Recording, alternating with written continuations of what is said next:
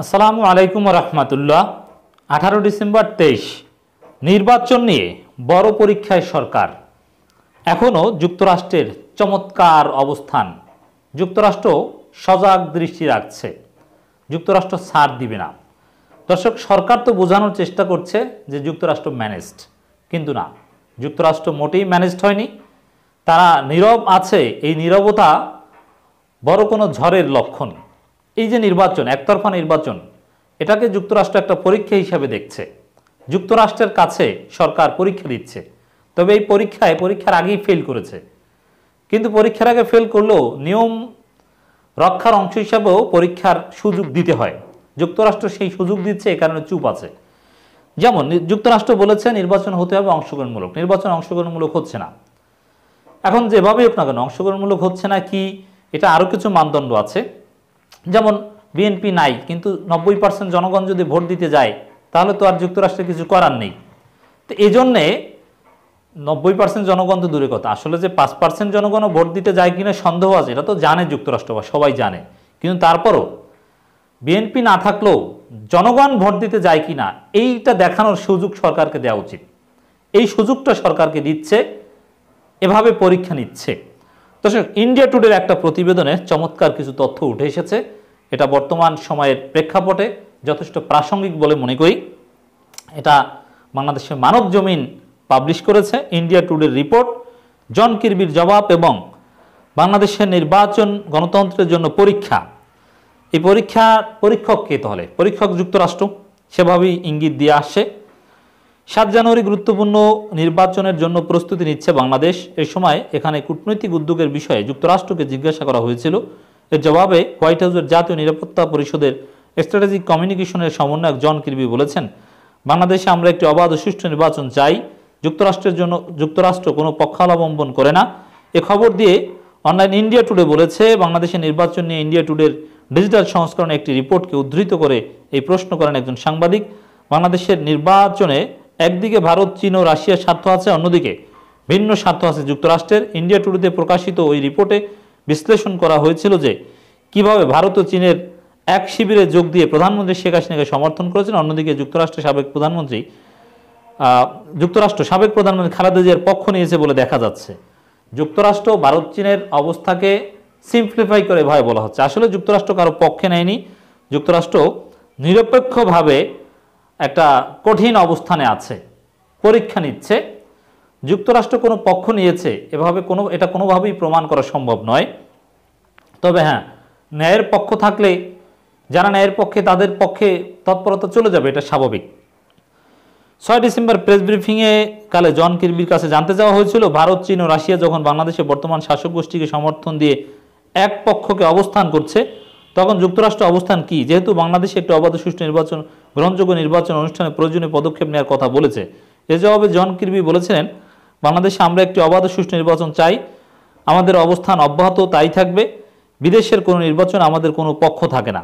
দেখেন এই অবস্থানটা কত সুন্দর। এগুলো নিয়ে আংশিক আলোচনা আগেও করেছিলাম যে ভারত, চীন যতই পক্ষে অবস্থান নিক, রাশিয়াও তো নগ্নভাবে আওয়ামী লীগের পক্ষে অবস্থান নিয়েছে, কিন্তু যুক্তরাষ্ট্র কোনো পক্ষে অবস্থান নিচ্ছে না।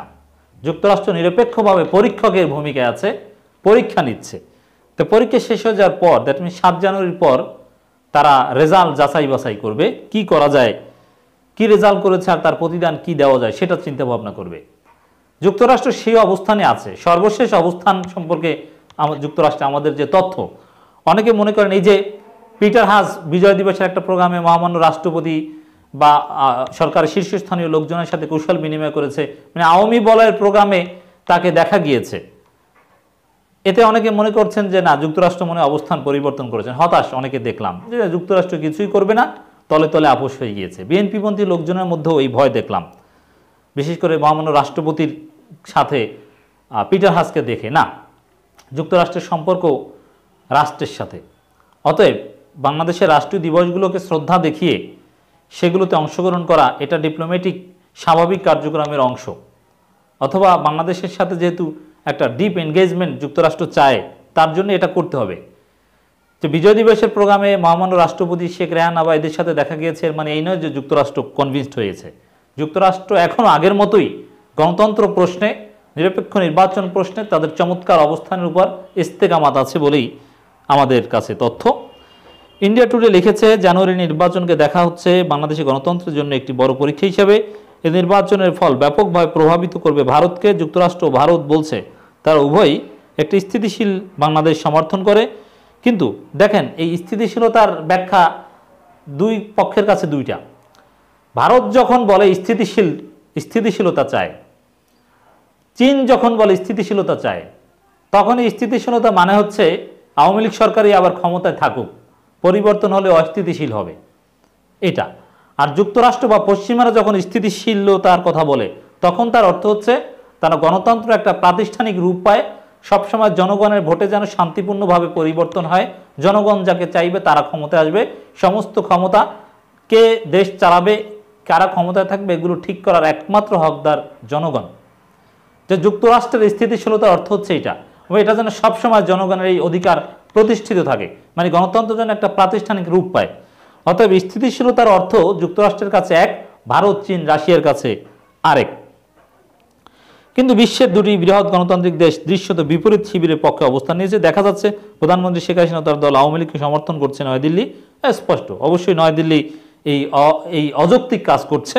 অযৌক্তিক কাজ বলতে তারা কোনো একটা নির্দিষ্ট দলকে সমর্থন করতে পারে না, তারা জনগণকে সমর্থন করতে পারে। অন্যদিকে ওয়াশিংটন ঘোষণা দিয়েছে বাংলাদেশে গণতান্ত্রিক নির্বাচন প্রক্রিয়াকে বাধাগ্রস্ত করবে যে বা যিনি, তাদের বিরুদ্ধে ভিসা নিষেধাজ্ঞা দেবে। দেখেন, যুক্তরাষ্ট্রের অবস্থানকে কারো পক্ষে বিপক্ষে কিন্তু ভারতীয় গণমাধ্যম বলতে পারছে না। যুক্তরাষ্ট্রের অবস্থানকে বলতে হচ্ছে গণতন্ত্রের পক্ষে। তো গণতন্ত্রের পক্ষে যারা যুক্তরাষ্ট্রের অবস্থান, তাদের পক্ষে। যুক্তরাষ্ট্রকে তারা প্রতিপক্ষ বা শত্রু মনে করবে, আসলে গণতন্ত্রের প্রতিপক্ষ তারা, এটাই তো আমরা এখন দেখতে পাচ্ছি। দর্শক, যুক্তরাষ্ট্র বাংলাদেশ সম্পর্কে ভিসা নিষেধাজ্ঞার হুমকি নিয়ে যখন উত্তেজনা বৃদ্ধি পাচ্ছে, তখন একটি অবাধ সুষ্ঠু নির্বাচন অনুষ্ঠানের জন্য ঢাকাকে চাপ দেওয়ার চেষ্টা চালিয়ে যাচ্ছে ওয়াশিংটন। অন্যদিকে ভারতের উদ্বেগ বাংলাদেশের জাতীয়তাবাদী দল বিএনপি ও জামাত সরকার ফেরা নিয়ে।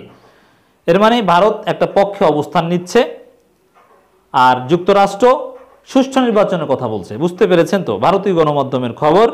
এখন বাংলাদেশে আগামী 7 জানুয়ারি নির্বাচনের দিকে সবার চোখ, কারণ দক্ষিণ এশিয়ায় এই দেশটিতে ভারত, চীন, রাশিয়া, অন্যদিকে যুক্তরাষ্ট্রে ভিন্ন ভিন্ন অবস্থান নিয়েছে।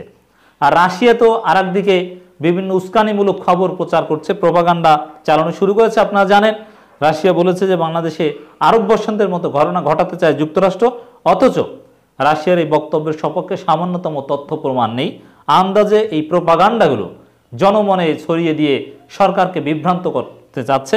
আসলে রাশিয়া চায় বাংলাদেশে অস্থিতিশীলতা, রাশিয়া চায় যে বাংলাদেশকে প্লেগ্রাউন্ড করে যুক্তরাষ্ট্রের বিরুদ্ধে খেলবে। যুক্তরাষ্ট্রের বিরুদ্ধে যে বিভিন্ন জায়গায় প্রক্সি খেলায় মেতে উঠেছে রাশিয়া, যুক্তরাষ্ট্র যেখানেই গণতন্ত্র এবং মানবাধিকার কথা বলে, রাশিয়া সেখানেই ভেটো দিয়ে বিশৃঙ্খলা করার চেষ্টা করে।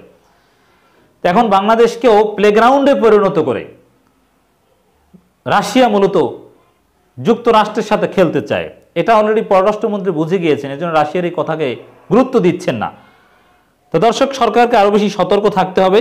ইন কনক্লুশন আমরা বলতে পারি, সরকার যাই বলুক, যুক্তরাষ্ট্র ম্যানেজ নয়, ম্যানেজ হওয়ার খবর অলরেডি প্রত্যাখ্যাত হয়েছে। এবং সর্বশেষে আজকে মানব জমিনে যে রিপোর্টটা সামনে আনলো, তা থেকেও প্রতীয়মান হয় এই নির্বাচনকে পরীক্ষা হিসাবে বিবেচনা করেই যুক্তরাষ্ট্র এখন চুপ আছে। 7 জানুয়ারির পর ফলাফল প্রকাশ করবে। যুক্তরাষ্ট্রের অবস্থান এখনও গণতন্ত্রের পক্ষে।